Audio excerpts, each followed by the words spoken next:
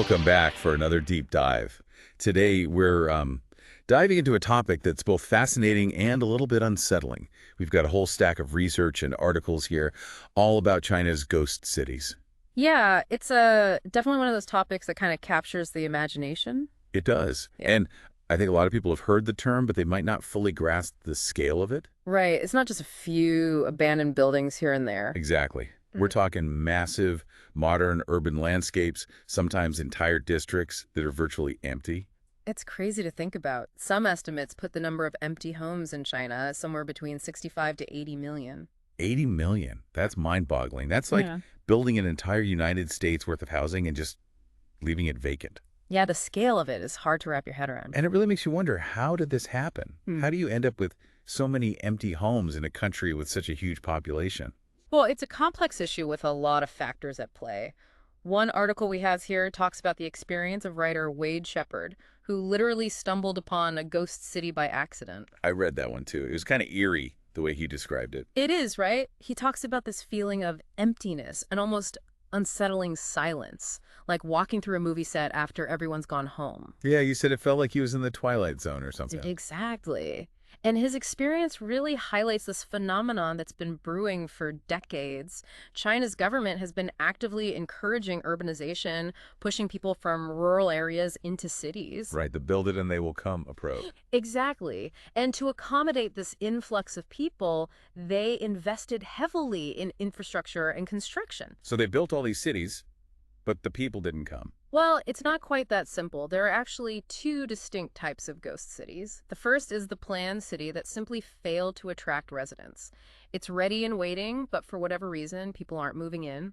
Okay, so those are the cities that were built with the expectation that people would come. Right. But then you have the second type, which is what's known as a rotten tail community. Rotten Tail, that sounds ominous. It is. These are projects that were abandoned mid-construction, often due to developer bankruptcies. So those are the ghost towns, born out of financial collapse, not lack of demand. Exactly. And both types contribute to this vast landscape of empty homes. So we have these two types of ghost cities.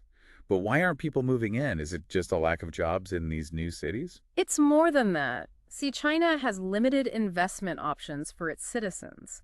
For a lot of people, real estate became the default way to store and grow wealth. So it's less about needing a place to live and more about seeing property as an investment. Right, and this created a culture of speculative buying where people were purchasing properties not to live in, but as investments. Which makes sense in a way. If you don't have many other options, real estate seems like a safe bet. Especially in a rapidly growing economy like China's.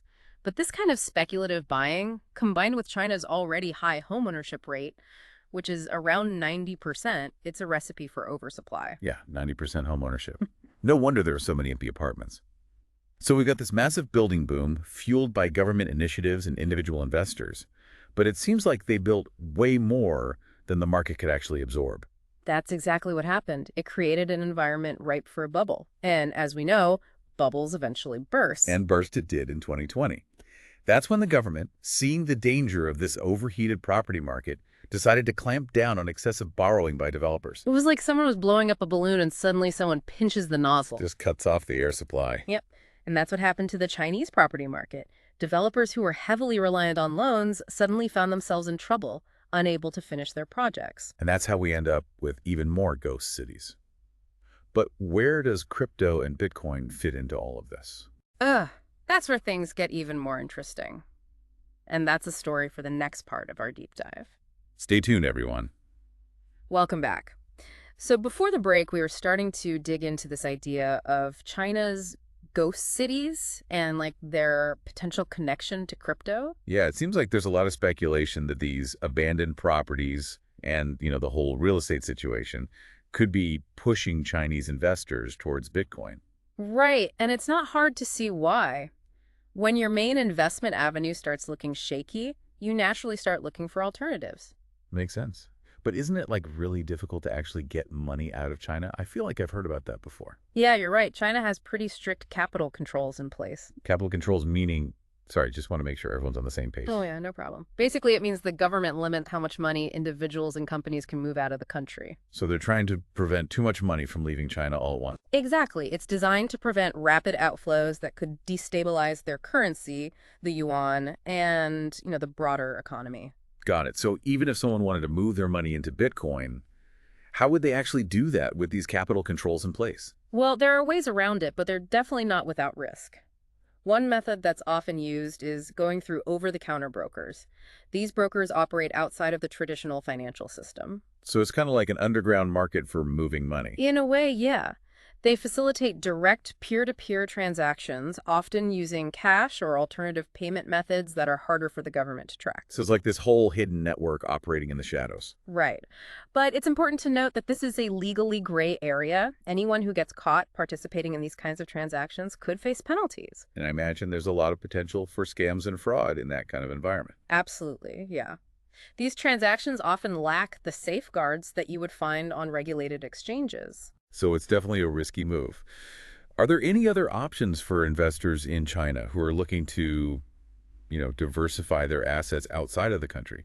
Well, another option is investing in foreign assets through offshore accounts. Offshore accounts like in those famous tax havens you always hear about.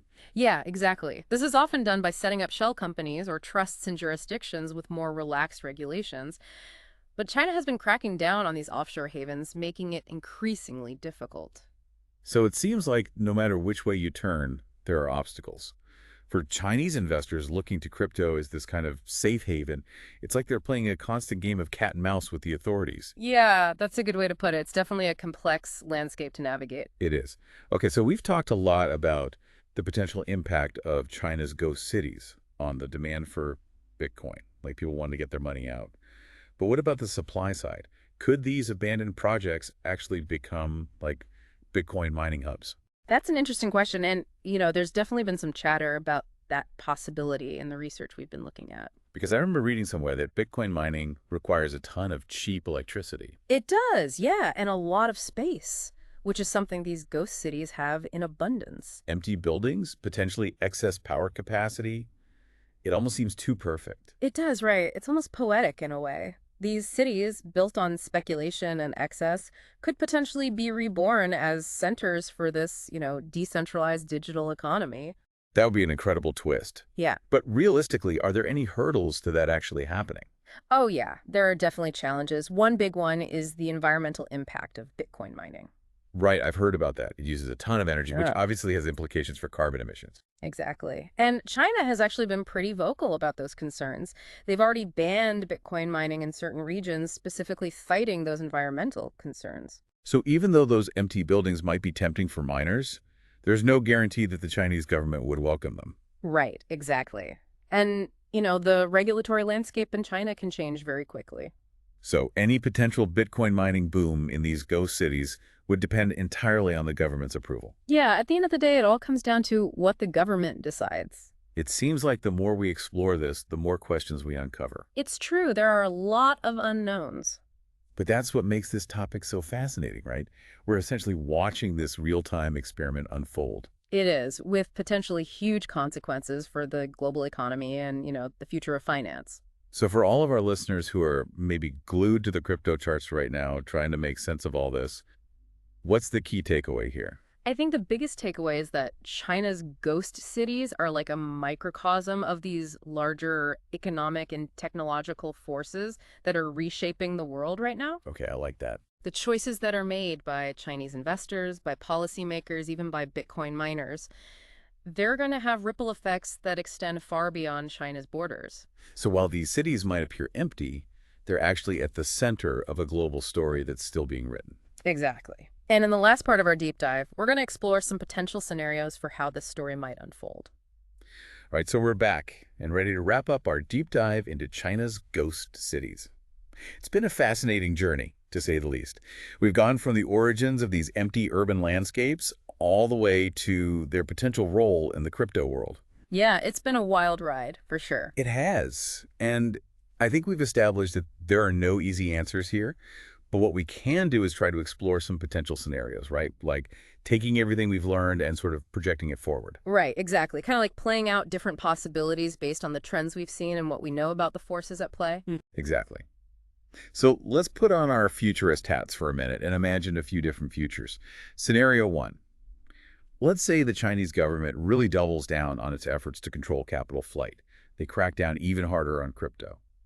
What happens then? Okay, so in that scenario, we might see a short-term dip in Bitcoin's price, as Chinese investors find it harder and harder to access the market. Because it's essentially cutting off a portion of the demand, right? Exactly. But it's important to remember that Bitcoin is a global asset. Right, it's not limited to any one country. Exactly. So even if demand from China decreases, demand from other parts of the world could easily offset that. So it's like, I don't know, squeezing a balloon.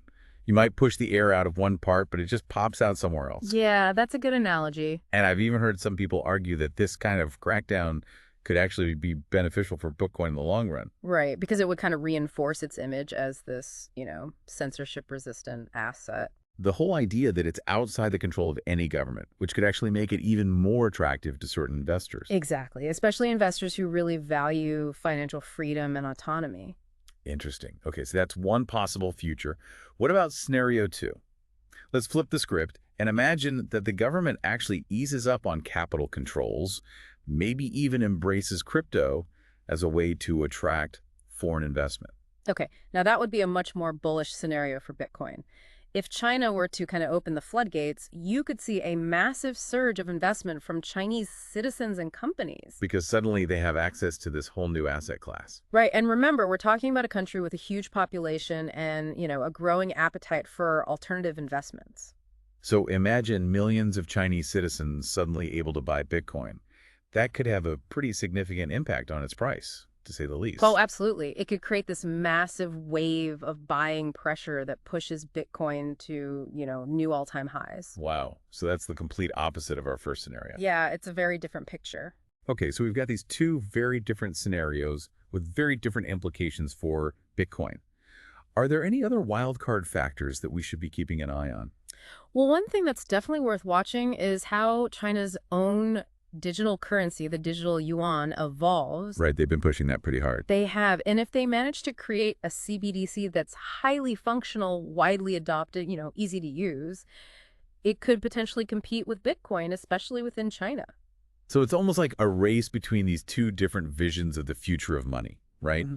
Decentralized crypto like Bitcoin versus centralized government-controlled digital currencies. Yeah, I think that's a good way to think about it. And the outcome of that race is going to have huge implications, not just for China, but for the global financial system. Well, it's been quite a deep dive. We've explored these eerie ghost cities, the complex economic forces behind them, and the potential shockwaves they could send to the world of crypto. It's definitely a topic that will continue to unfold. Yeah, who knows what the future holds? Exactly. Yeah. But at least we have a better understanding of the forces at play. And for me, that's what makes these deep dives so valuable. I agree. It's a reminder that the world is incredibly interconnected, and that seemingly isolated events can have ripple effects far beyond their point of origin. So a huge thank you to everyone for joining us on this exploration of China's ghost cities. And until next time, keep exploring, keep learning, and as always, stay curious.